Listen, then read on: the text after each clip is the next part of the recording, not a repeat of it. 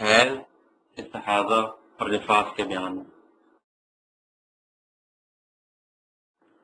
عورت کو اسلام نے خاص مقام دیا ہے، خاص طرح نے کہ جنہوں نے اپنی کتب میں عورت پر پورے ابواب لکھے ہیں جن کو فقہ المرأہ کہا جاتا ہے۔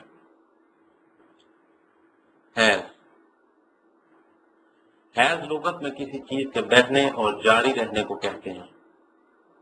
حیض شریعت کی اصطلاح میں صحت کی حالت میں خاص اوقات میں بغیر سبب کے عورت کے رحم سے نکلنے والے خون کو کہتے ہیں۔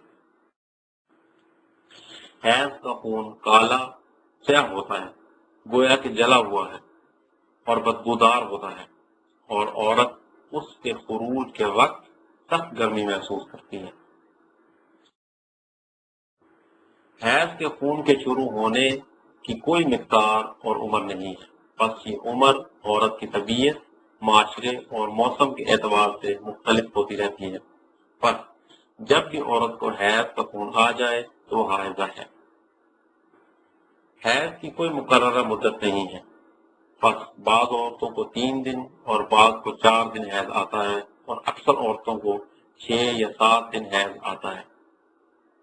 رسول اللہ صلی اللہ علیہ وسلم نے حضرت حمزہ بنت جحش رضی اللہ عنہ کو فرمایا کہ جن کو بہت زیادہ حیض آتا تھا کہ آپ 6 یا 7 دن حیض شمار کیا کریں اور پھر غسل کر لیا کریں۔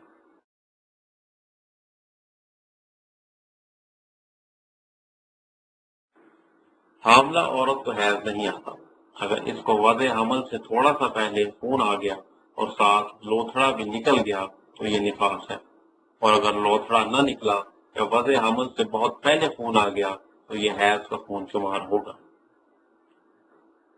اگر عورت کو اپنی عادت سے ہٹ کر خون آیا، یعنی پہلے اس کو مہینے کے شروع میں خون آتا تھا، پھر آخر میں آیا، یا پہلے 6 دن آتا تھا پھر 7 دن آیا، تو عورت کو چاہیے کہ وہ اس کی طرف نہ دیکھے، بلکہ جب بھی اس کو خون آئے تو وہ حیض ہے، اور جب خون رک جائے تو یہ پاکی یعنی طہر ہے۔ عورت کا طہر سفید پانی کے نکلنے سے پہچانا جاتا ہے۔ اگر سفید پانی نہ نکلا تو پھر خشکی اس کی نشانی ہے، یعنی سفید روئی اپنی شرمگاہ میں رکھے۔ اگر وہ خشک رہی تو مطلب ہے کہ حیض کا خون رک گیا اور طہر شروع ہو گیا۔ قدرہ اور صفرہ کا حکم 14۔ صفرہ پیلے خون کو کہتے ہیں جو عورت سے نکلتا ہے۔ قدرہ سیاہ اور پیلے کے درمیان والے رنگ کے خون کو کہتے ہیں۔ جب عورت کو پیلے رنگ کا یا خاکی رنگ کا یا صرف نمی نظر آ جائے تو اس حالت میں یہ چیزیں حیض کے حکم میں ہوں گی۔ حضرت عائشہ رضی اللہ عنہ فرماتی ہے کہ عورتیں ان سے پہلے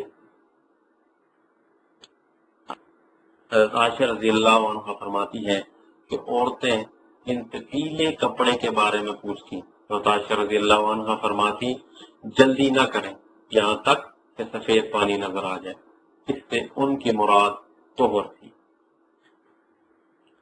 یا یہ چیزیں طہر میں نظر آئیں گی، اس حالت میں ان کو کچھ بھی شمار نہیں کیا جائے گا، اور ان کی وجہ سے وضو اور نہ ہی غسل واجب ہوگا، کیونکہ حضرت ام عطیہ رضی اللہ عنہ فرماتی ہیں ہم پیلے اور خاکی خون کو طہر کے بعد کچھ بھی نہیں شمار کرتے تھے۔ حیض کے خون کے رکنے کا حکم۔ جب عورت کو 1 دن خون آئے اور 1 دن نہ آئے تو اس کی 2 حالتیں ہیں۔ پہلی حالت یہ ہے کہ یہ استحاضہ کا خون ہے کہ یہ حالت ہمیشہ جاری رہے، اور دوسری حالت یہ ہے کہ کبھی کبھی ایسے ہو، یعنی بعض وقت خون آئے اور بعض وقت بالکل رک جائے، تو اس کا حکم مندرجہ ذیل ہے۔ اگر 1 دن سے کم خون رکا رہا تو یہ مدت حیض میں شمار ہوگی۔ اگر طہر کے وقت اسے سفید پانی نظر آ گیا تو یہ طہر کہلائے گا، جب سے تھوڑی ہی مدت کیوں نہ ہو۔ استحاضہ، حیض اور استحاضہ کے خون۔ جس عورت کی شرمگاہ سے مسلسل خون بہ رہا ہو یا تھوڑی دیر کے لیے رک جائے اور پھر بہنا شروع ہو جائے تو اس کو استحاضہ کہتے ہیں۔ حیض اور استحاضہ کے خون کے درمیان فرق۔ حیض کا خون کالے رنگ کا گاڑھا ہوتا ہے، بدبودار ہوتا ہے۔ حیض کا خون جمتا نہیں اور یہ رحم کی انتہا سے نکلتا ہے، اور صحت اور طبیعت کا خون ہے، یعنی بیماری کی وجہ سے نہیں نکلتا۔ استحاضہ کا خون خاص اوقات میں نکلتا ہے، یہ سرخ رنگ کا پتلا خون ہوتا ہے۔ استحاضہ کے خون میں کوئی بدبو نہیں ہوتی اور وہ جم جاتا ہے، اور وہ رحم کی ابتدا یعنی شروع سے نکلتا ہے، اور بیماری اور عدم صحت کی وجہ سے یہ خون آتا ہے۔ مستحاضہ عورت کے احوال۔ مستحاضہ عورت کے 4 احوال ہیں۔ پہلی حالت یہ ہے کہ استحاضہ کے خون سے پہلے اس کی حیض میں مقرر اور خاص عادت تھی، تو اس صورت میں اس کی عادت کے مطابق یعنی جتنے دن اس کو پہلے حیض آتا تھا اس کو حیض شمار کیا جائے گا اور باقی کو استحاضہ شمار کیا جائے گا۔ حضرت عائشہ رضی اللہ عنہ فرماتی ہیں، حضرت فاطمہ بنت ابی حبیب رضی اللہ عنہ نے رسول اللہ صلی اللہ علیہ وسلم سے کہا، اے اللہ کے رسول، میں پاک نہیں ہوتی، یعنی مجھے مسلسل خون آتا ہے، کیا میں نماز نہ پڑھوں؟ تو رسول اللہ صلی اللہ علیہ وسلم نے اس سے کہا، نہیں، یہ رگ ہے، البتہ جتنے دن آپ کو پہلے حیض آتا تھا اتنے دن آپ نماز چھوڑ دیا کرو، پھر غسل کرو اور نماز پڑھ لیا کرو۔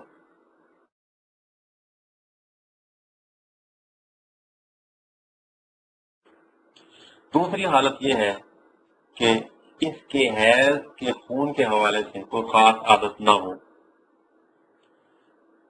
البتہ وہ حیض اور استحاضے کے خون میں فرق کر سکتی ہو، اس صورت میں وہ تمیز اور فرق پر عمل کرے گی۔ حضرت فاطمہ بنت ابی حبیب رضی اللہ عنہ سے ثابت ہے کہ ان کو استحاضہ کا خون آتا تھا، تو اس سے رسول اللہ صلی اللہ علیہ وسلم نے فرمایا، جب آپ کو کالا سیاہ خون آئے تو یہ حیض ہے، تو اس کے آنے کے وقت آپ نماز نہ پڑھنا، اور جب اس کے علاوہ خون آئے تو وضو کر لینا اور نماز پڑھنا، کیونکہ یہ حیض کا خون نہیں ہے بلکہ رگ ہے، یعنی استحاضہ کا خون ہے۔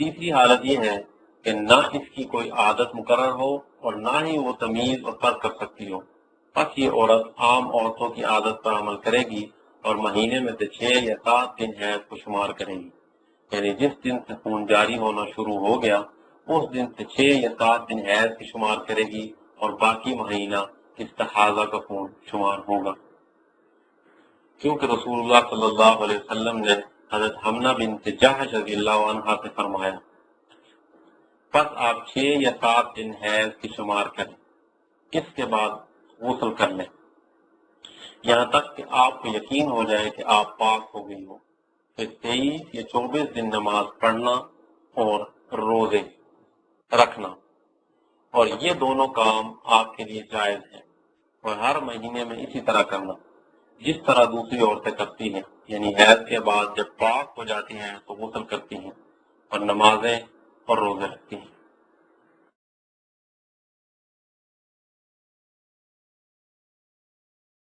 چوتھی صورت یہ ہے کہ اس کی عادت بھی ہو اور وہ تمیز اور فرق بھی کر سکتی ہو، تو یہ عورت عادت پر عمل کرے گی، کیونکہ عادت یادداشت کے زیادہ قریب ہے۔ تمیز سے البتہ اگر اسے عادت بھول گئی تو تمیز اور فرق پر عمل کریں گی۔ مسائل: اگر عورت کو حیض کے زمانے اور وقت کا علم ہو، البتہ اس کو حیض کے دن بھول جائیں تو وہ عام عورتوں کی عادت کے مطابق اپنے دن شمار کرے گی۔ اگر اس کو حیض کے دن تو یاد تھے، البتہ حیض کا زمانہ بھول گئی، یعنی یہ بھول گئی کہ حیض مہینے کے شروع میں آتا تھا یا آخر میں، تو وہ شروع مہینے سے حیض کے دن شمار کرے گی۔ اور اگر وہ کہے کہ درمیان مہینے میں اسے حیض آتا تھا لیکن تحدید یعنی معین نہ کر سکتی ہو، بالکل نصف سے حیض کے دن گننا شروع کرے گی۔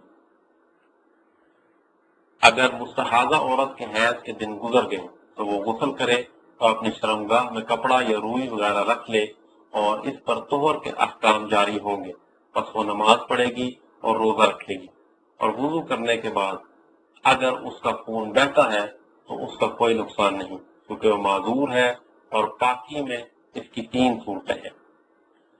پہلی یہ کہ ہر نماز کا وقت داخل ہونے کے فوراً بعد وہ اپنی شرمگاہ کو دھوئے، کپڑوں کو نچوڑے اور وضو کرے، کیونکہ رسول اللہ صلی اللہ علیہ وسلم نے حضرت فاطمہ بنت جحش رضی اللہ عنہا سے فرمایا، ہر نماز کے لیے وضو کیا کرو اور نماز پڑھا کرو۔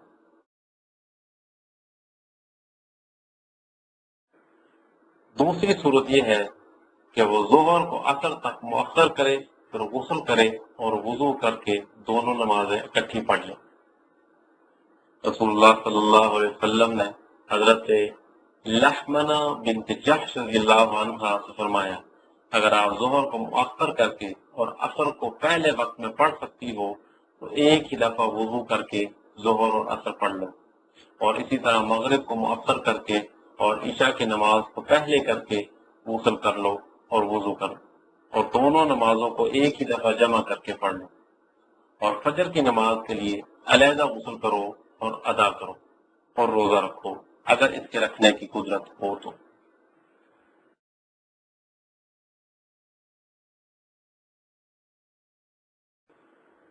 تیسری صورت یہ ہے کہ ہر نماز کے لیے غسل کرے، کیونکہ حضرت ام حبیبہ رضی اللہ عنہا سے یہ ثابت ہے کہ ان کو 7 دن مسلسل استحاضہ کا خون آتا رہا۔ انہوں نے اس بارے میں رسول اللہ صلی اللہ علیہ وسلم سے پوچھا تو رسول اللہ صلی اللہ علیہ وسلم نے ان کو حکم دیا کہ ہر نماز کے لیے غسل کیا کرو، پس وہ ہر نماز کے لیے غسل کرتی تھی۔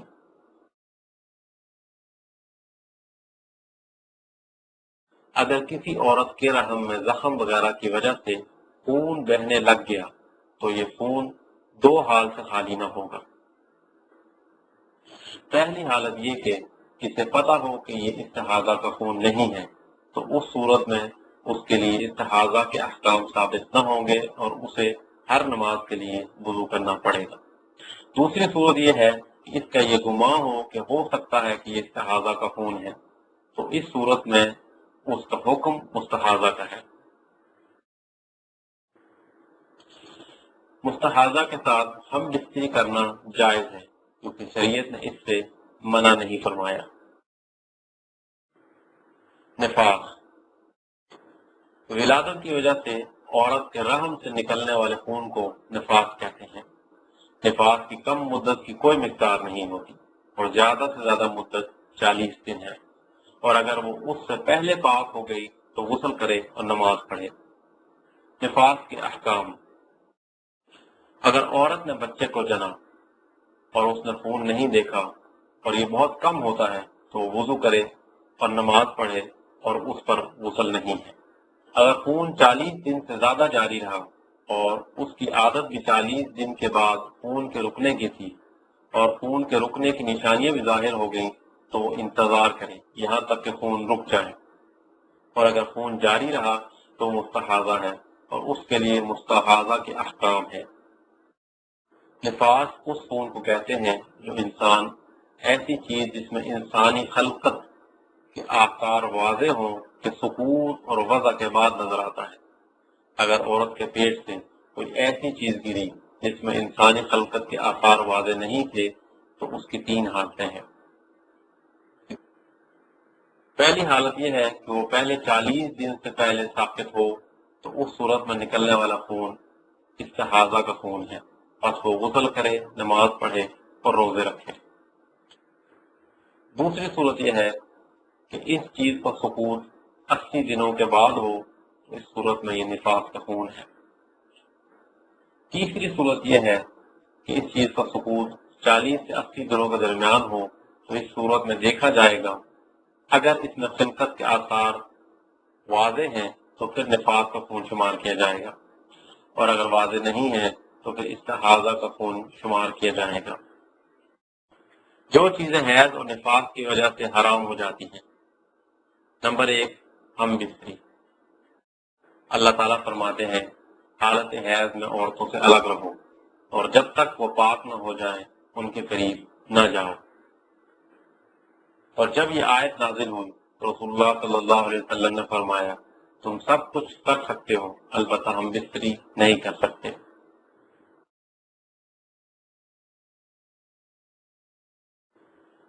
اگر کسی آدمی نے حیض کی حالت میں اپنی بیوی کے ساتھ ہم بستری کی تو وہ گناہ گار ہے اور اس پر کفارہ لازم ہے، اور اگر عورت کی رضا کے ساتھ اس نے ہم بستری کی تو عورت پر بھی کفارہ لازم ہے،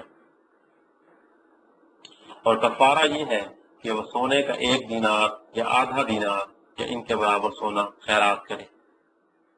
حضرت عباس رضی اللہ عنہ رسول اللہ صلی اللہ علیہ وسلم سے روایت کرتے ہوئے فرماتے ہیں کہ رسول اللہ صلی اللہ علیہ وسلم نے اس آدمی کے بارے میں جو حیض کی حالت میں اپنی بیوی کے ساتھ ہم بستری کرتا ہے فرمایا کہ وہ 1 دینار یا آدھا دینار اس فعل کے کفارے میں اللہ کی راہ میں صدقہ کر دے، اور 1 دینار 4.25 گرام سونے کے برابر ہے۔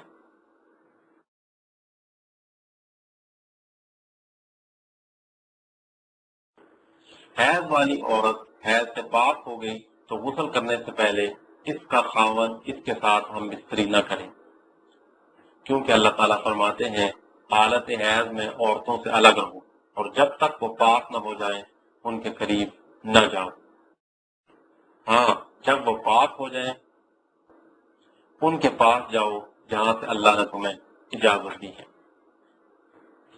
حیض اور نفاس والی عورت کے لیے نماز پڑھنا جائز نہیں ہے، کیونکہ رسول اللہ صلی اللہ علیہ وسلم فرماتے ہیں جب آپ کو حیض کا خون آنا شروع ہو جائے تو نماز پڑھنا چھوڑ دیا کرو، اور جب رک جائے تو غسل کر لیا کرو اور نماز پڑھا کرو۔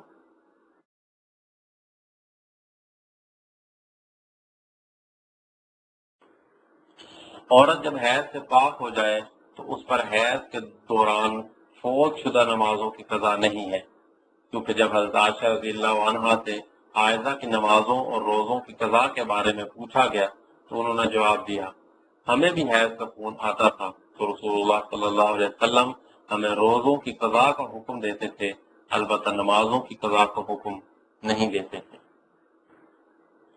اگر حائضہ عورت کو کسی نماز کے وقت میں سے 1 رکعت کے برابر بھی وقت مل گیا تو وہ نماز اس پر واجب ہو جائے گی، اور اگر اس سے کم ملا تو پھر وہ نماز اس پر واجب نہیں ہوگی، کیونکہ رسول اللہ صلی اللہ علیہ وسلم فرماتے ہیں جس نے 1 رکعت پا لی گویا کہ اس نے پوری نماز پا لی۔ حیض اور نفاس کی وجہ سے روزے رکھنا بھی جائز نہیں۔ رسول اللہ صلی اللہ علیہ وسلم نے فرمایا کیا ایسا نہیں ہے کہ عورت جب حائضہ ہو جائے تو وہ نماز اور روزہ نہیں رکھتی؟ تو انہوں نے یعنی عورتوں نے کہا جی ہاں ایسا ہی ہے۔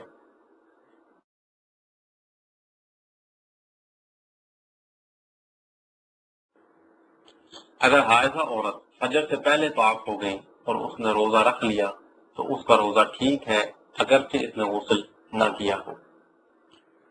حیض اور نفاس کی وجہ سے قرآن کریم کو چھونا بھی جائز نہیں ہے۔ اللہ تعالیٰ فرماتے ہیں قرآن حکیم کو صرف پاک لوگ ہی چھو سکتے ہیں۔ رسول اللہ صلی اللہ علیہ وسلم فرماتے ہیں قرآن کریم کو صرف پاک لوگ ہی چھوئیں۔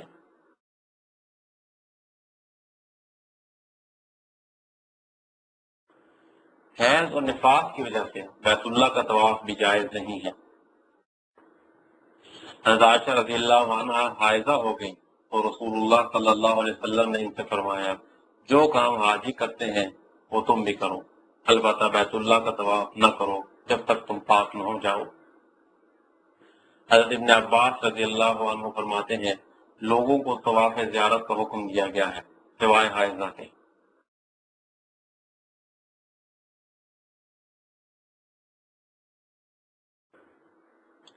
حیض اور نفاس کی وجہ سے مسجد میں ٹھہرنا بھی جائز نہیں، البتہ مسجد میں سے گزرنا جائز ہے۔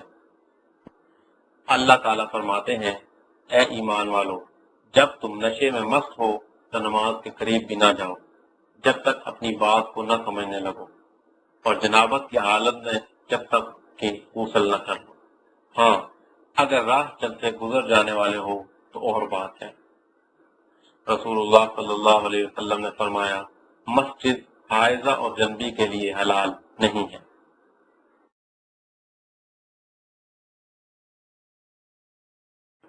خاوند کے لیے بیوی کو حیض کی حالت میں طلاق دینا حرام ہے۔ اللہ تعالیٰ فرماتے ہیں اے نبی اپنی امت سے کہیں جب تم اپنی بیویوں کو طلاق دینا چاہو تو ان کی عدت کے دنوں کے آغاز میں انہیں طلاق دو اور عدت کا حساب رکھو، لیکن اگر حائضہ عورت کو طلاق دے دی گئی تو طلاق واقع ہو جائیں گی۔ حائضہ کے لیے عیدگاہ میں جانا اور ٹھہرنا حرام ہے۔ رسول اللہ صلی اللہ علیہ وسلم فرماتے ہیں حائضہ عورتیں عیدگاہ سے دور رہیں۔ اگرچہ عیدگاہ کی طرف نکلنا، خطبہ سننا اور مسلمانوں کے دعاؤں میں شریک ہونا ان کے لیے مستحب ہے۔